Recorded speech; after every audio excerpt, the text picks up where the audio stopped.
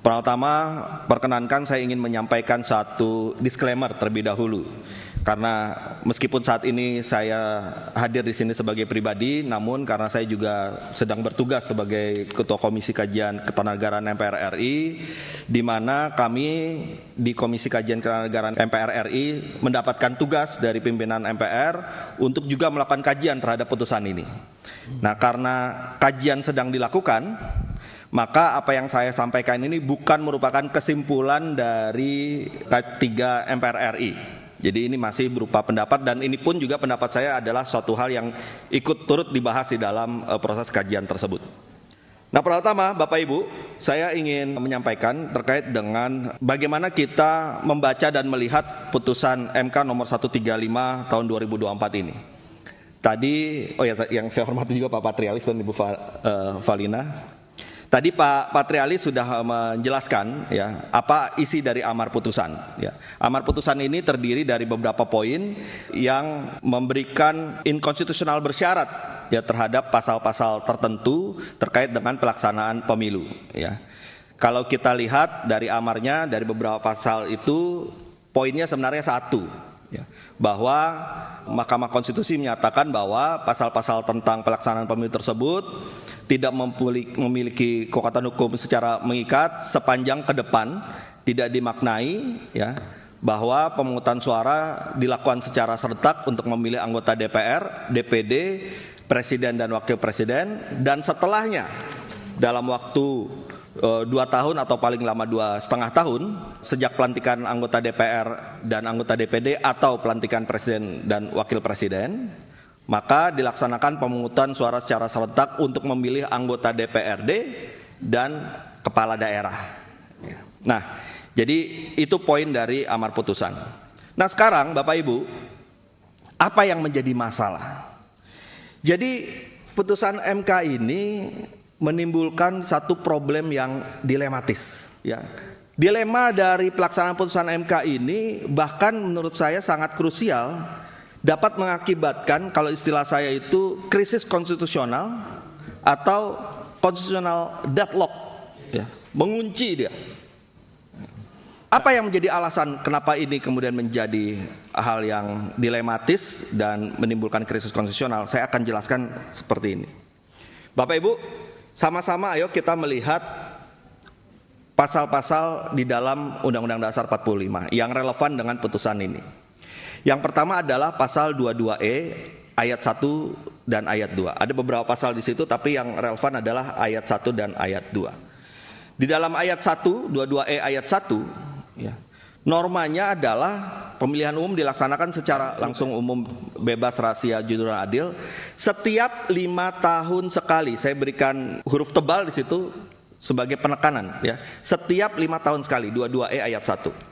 Kemudian ayat 2-nya disebutkan bahwa pemilihan umum, ini pasti pemilihan umum kan yang dimaksud adalah yang merujuk di pasal 1 kan begitu. Pemilihan umum sebagaimana yang disebut di ayat 1 adalah pemilihan umum untuk memilih anggota DPR, DPD, Presiden, Wakil Presiden, dan DPRD. Itulah 22E ayat 2. Kemudian kita bergeser ke pasal 18 ya, ada beberapa ayat di situ yang relevan adalah ayat 3 dan ayat 4. Ayat 3-nya menyebutkan bahwa pemerintah daerah, provinsi, pemerintah daerah kabupaten, kota ya, memiliki DPRD yang anggota-anggotanya, nah ini penting, dipilih melalui pemilihan umum. Oke. Kemudian di ayat 4-nya, gubernur, bupati, wali kota masing-masing sebagai kepala pemerintahan dipilih secara demokratis. Nah, jadi pasal-pasal ini yang akan kita lihat kenapa menimbulkan problem di dalam putusan MK ini. Ada satu pasal lagi, yaitu pasal 24C ayat 1 Undang-Undang Dasar 1945 tentang Mahkamah Konstitusi. Ya, di mana Mahkamah Konstitusi berwenang untuk mengadili pada tingkat pertama yang putusannya bersifat final untuk menguji undang-undang terhadap undang-undang dasar. Kemudian memutus SKLN, ya, sengketa kewenangan lembaga negara, kemudian memutus pembubaran partai politik dan memutus perselisihan tentang hasil pemilu. Saya kasih garis bawah atau huruf tebal bersifat final. Kalau kita lihat alur dari pasal-pasal di dalam konstitusi ini, maka kita akan bisa melihat bagaimana dilema yang muncul. Dilema yang pertama, yang namanya putusan bagaimanapun pasti ujungnya harus ada pelaksanaan, kan begitu? Prinsipnya pasti begitu. Nah tetapi Bapak Ibu, kalau putusan MK ini dilaksanakan oleh pembuat undang-undang, yaitu DPR dan Presiden dalam bentuk mengubah undang-undangnya, ya, maka justru akan melanggar pasal 22E ayat 1. Ya, terkait dengan apa? Terkait dengan pemilu yang harus dilaksanakan 5 tahun sekali. Kenapa jadi melanggar? Karena berarti kalau dilaksanakan, negara tidak melaksanakan perintah konstitusi yaitu untuk pelaksanaan pemilu untuk memilih anggota DPRD. Ini jadi soal DPRD-nya nih. Kalau soal DPR, DPD, Presiden Wakil Presiden nggak ada masalah karena akan dilakukan 5 tahun sekali. Tapi dengan putusan ini akan membuat DPRD-nya ketika sudah selesai nih masa periode 5 tahun 2024-2029 sudah 5 tahun yang seharusnya perintah konstitusi menyatakan harus pemilu, tetapi kita negara ini melalui pembuat undang-undang, pemerintah Presiden dan DPR membuat satu rumusan yang justru melanggar perintah dari konstitusi. Berat, ngeri, ya. Itu. Kenapa demikian? Karena di dalam amarnya ini ada problem. Nanti saya akan jelaskan. Pemuatan ini dalam amar problem juga tuh. Karena di dalam amarnya, ya, MK menyatakan bahwa pemilu untuk anggota DPRD dilaksanakan 2 tahun paling cepat atau 2,5 tahun setelah pelantikan anggota DPR, DPD atau Presiden Wakil Presiden. 2 tahun berjelang. 2029 ketika habis, barulah 2 tahun atau 2,5 tahunnya ada pemilu. Lewat ini 5 tahun. Nah, oleh karena itulah maka ini menjadi problem. Nah sementara di dalam pasal 18 ayat 3 yang tadi juga saya sebutkan, anggota DPRD itu dipilihnya ya memang harus lewat pemilu. Tidak ada jalan lain. Nah sekarang yang kedua, sebaliknya. Kalau tadi kan melaksanakan melanggar konstitusi. Tidak dilaksanakan pun juga sebenarnya melanggar konstitusi. Kenapa? Tadi ada pasal 24C ayat 1, ya, bahwa putusan MK bersifat final. Ini yang saya sebut sebagai dilematis constitutional deadlock. Ya. Dimakan masuk mulut buaya, tidak dimakan masuk mulut harimau, kan begitu ilustrasinya. Dilaksanakan melanggar konstitusi, tidak dilaksanakan melanggar konstitusi. Ini deadlock, harus dicarikan jalan keluarnya. Ya. Nah, selain krisis konstitusional yang dihasilkan dari proses yang dilematis tadi, ya, ada juga problem konstitusional lainnya, yakni soal perpanjangan masa jabatan DPRD ini. Jadi begini, di dalam putusan MK memang diberikan ruang dalam pertimbangan hukumnya bahwa diminta pembuat undang-undang membuat rekayasa konstitusional, constitutional engineering, ya, terkait dengan penundaan pemilu untuk DPRD ini. Oke, tetapi constitutional engineeringnya pun juga tidak menyediakan ruang-ruang konstitusional. Kenapa? Jadi begini, ada 2 pilihan yang bisa dilakukan oleh pembuat undang-undang. Yang pertama, melakukan perpanjangan terhadap masa jabatan anggota DPRD. Yang kedua, membuat sekalian kosong. Ya sudah, setelah 2029 kosongkan saja sampai 2 tahun atau 2,5 tahun DPRD ini. Jadi kita tidak punya DPRD selama 2 tahun atau 2,5 tahun. Itu hanya 2 kemungkinan yang saat ini saya pikirkan. Mungkin kalau ada pendapat lain yang ada pikiran ketiga yang lain mungkin bisa saja ada. Tapi sejauh ini yang saya pelajari hanya 2 itu. Perpanjang atau bikin kosong. Yang kedua-duanya juga melanggar konstitusi. Kalau diperpanjang, tadi balik lagi ke pasal 18 ayat 3. Harus dipilih lewat pemilu. Perpanjangnya lewat apa? Lewat penunjukan secara administratif, lewat pengangkatan, yang semuanya administratif. Sehingga jika perpanjangan itu dilakukan, maka anggota DPRD dalam masa perpanjangan tersebut tidak memiliki legitimasi demokratis. Kenapa? Karena tidak dipilih rakyat oleh pemilu. Dia hanya berbekal administrasi aja pengangkatan. Oh, tidak bisa. Perintahnya konstitusi 18 ayat 3 dipilih melalui pemilu. Tidak ada jalur apapun selain pemilu. Tidak ada pintu apapun bagi seseorang menjadi anggota DPRD yang sebutannya adalah wakil rakyat di daerah selain pemilu. Nah, sehingga dilaksanakannya untuk bagaimana posisi DPRD itu nanti, itu juga problem. Nah, sekarang seandainya kemudian diambil kebijakan, ya sudah kita kosongkan saja. Karena kan tidak mungkin DPRD-nya tidak lewat pemilu misalnya. Dikosongkan pun juga melanggar konstitusi. Kenapa? Tadi pasal 18, pemerintah daerah memiliki DPRD. Kalau ada satu masa 2 tahun atau 2,5 tahun itu dikosongkan, berarti pemerintah daerah tidak memiliki DPRD, melanggar lagi. Jadi dua-duanya melanggar, kosongan melanggar, dia diperpanjang melanggar. Dilema, problem, deadlock konstitusi. Yang berikutnya, putusan ini juga akhirnya menimbulkan masalah karena muatan mengenai bagaimana proses sistem pemilu dilaksanakan itu dimuat di dalam amar putusan. Kita akan berbeda ceritanya kalau hanya di pertimbangan, beda nih ceritanya. Tapi dimuat di amar putusan. Apa konsekuensi dimuat hal tersebut di dalam amar putusan? Amar putusan itu adalah ya setara dengan undang-undang.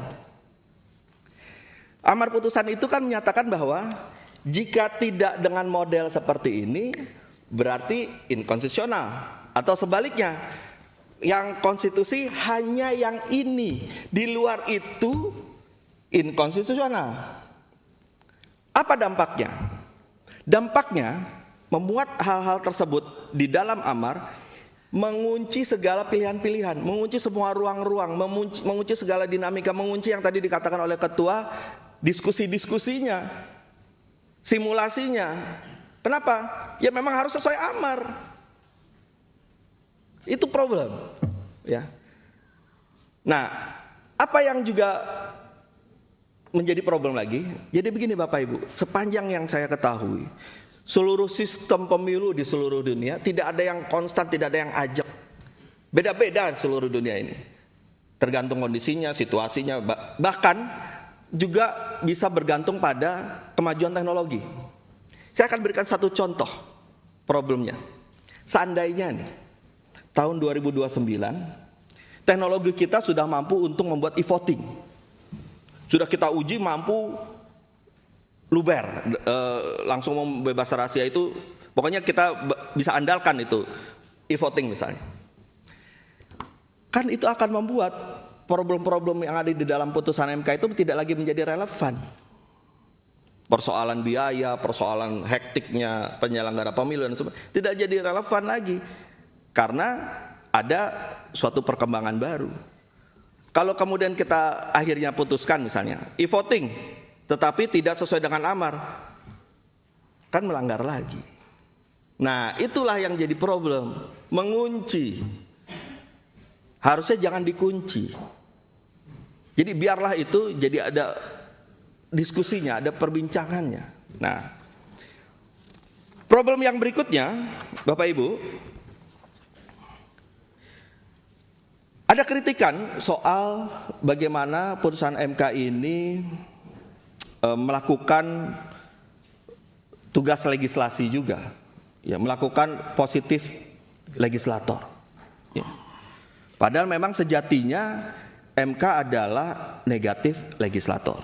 Ya, karena di sini juga disaksikan oleh banyak pihak, saya ingin dijelaskan bahwa negatif legislator itu berarti menyatakan bahwa suatu permohonan melanggar atau tidak, itu saja, kan gitu. Masalah setelah dinyatakan melanggar, bagaimana jalan keluar dari melanggar itu diserahkan kepada pembuat undang-undang. Oke. Tetapi saya termasuk orang yang cukup moderat, ya, terkait dengan ruang positif legislator ini. Artinya, oke lah, kita bisa diskusikan bahwa masih ada sedikit ruang bagi Mahkamah Konstitusi untuk mengambil langkah positif legislator, tetapi dengan catatan ada batas dan koridornya yang sangat ketat. Apa itu? MK dapat saja memberikan putusan misalnya konstitusional bersyarat, inkonstitusional bersyarat, memberikan syarat-syarat, memberikan batasan-batasan, pengertian dan sebagainya, karena memang MK memiliki kewenangan untuk menafsirkan konstitusi sehingga dia melihat bahwa dalam hal melaksanakan norma undang-undang ini agar konstitusional maka dilaksanakan dengan cara ini. Bisa, itu adalah penafsiran, memang menjadi kewenangannya MK. Tetapi koridornya adalah pertama, tidak boleh keluar dari norma konstitusi itu sendiri. Tadi Pak Patrialis sudah bilang, ya, ini bukan sekedar positif legislator, tapi menambah norma konstitusi. Apa menambahnya? Yang soal pemilu 5 tahun itu tadi. Dianggap tidak perlu pemilu 5 tahun, kan itu bukan tafsir, itu menghilangkan. Atau menambah yang lain, yang bukan itu maksudnya. Oke. Nah kemudian, kalaupun ruang positif legislator itu dilakukan, selain soal koridornya adalah harus tetap sejalan dengan konstitusi, apalagi MK kan adalah the guardians of the constitution. Yang kedua adalah soal prinsip hukum. Yang ketiga, ya, soal penafsirannya harus sangat-sangat ketat. Sebelum masuk itu saya akan jelaskan dulu soal penafsiran.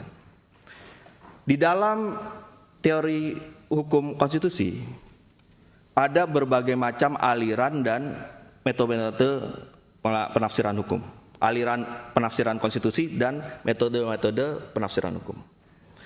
Ada 2 aliran besar di dalam penafsiran konstitusi, yaitu originalism dan living constitutionalism. Kemudian ada tambahan juga baru dari Jack M. Balkin namanya.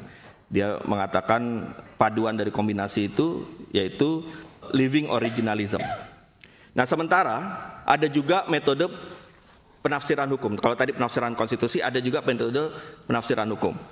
Bentuknya seperti apa? Penafsiran letterless, ya, penafsiran gramatikal, historik, sistematis, dan macam-macam. Nah, di dalam melakukan penafsiran ada hal yang harus dipegang, yaitu yang namanya menafsir tidak boleh keluar dari apa yang menjadi core-nya, menjadi dasarnya. Saya memberikan contoh begini. A tidak boleh ditafsir jadi B. A boleh ditafsir menjadi A aksen, A kuadrat, A3 boleh, tapi A-nya tetap ada. Jadi A kemudian ditafsir A adalah Z, gak boleh. Tapi A adalah A aksen, A adalah A kuadrat, boleh. Artinya apa? Misalnya, ini contoh putusan terkait dengan KTP, penggunaan KTP dalam pemilu. Ya, orang yang mendaftar harus, orang yang dapat memilih harus terdaftar di apa namanya itu? DPT. Nah, tapi ada problem nih soal pelaksanaannya.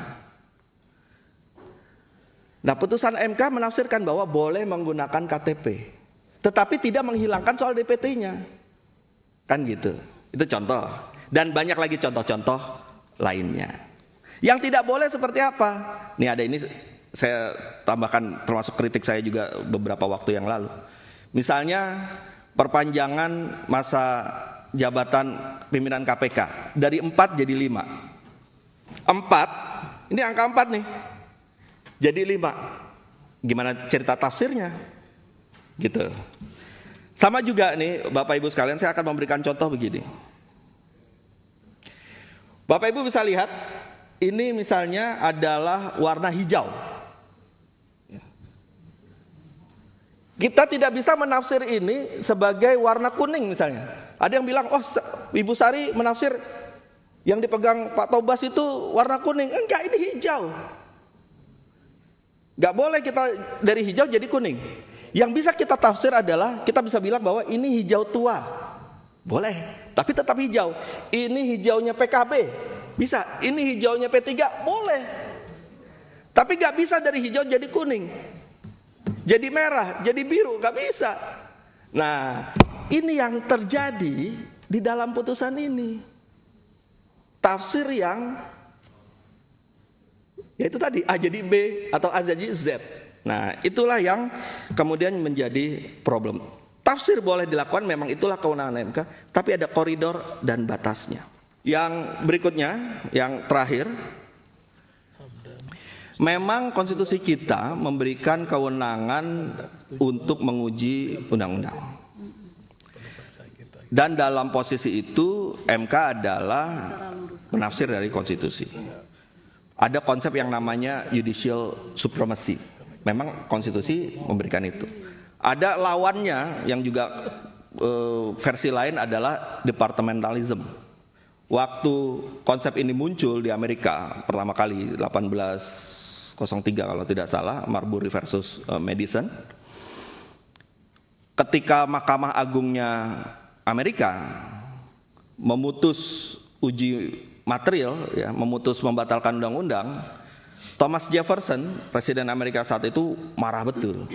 Dia penganut sistem departmentalism, di mana semua cabang kekuasaan boleh menafsirkan. Diskursus ini wajar terjadi di Amerika karena memang konstitusinya tidak memberikan norma terkait dengan adanya kewenangan untuk menguji undang-undang. Dia muncul dari praktek yang dilakukan oleh Mahkamah Agung. Tapi kalau di konstitusi kita diatur. Tetapi itu tadi semua ada prinsipnya. Prinsipnya adalah check and balances, tadi sudah disampaikan oleh Pak Patrialis. Prinsipnya adalah pembagian peran yang masing-masing dilakukan. Nah, oleh karena itu perlu bagi kita untuk menata ya agar peran-peran ini berjalan sesuai dengan posisinya dan kita tidak mengalami krisis konstitusional seperti yang dihadapi sekarang. Demikian pimpinan, atas waktunya terima kasih. Wassalamualaikum warahmatullahi wabarakatuh. Waalaikumsalam. Luar biasa Pak Tobas.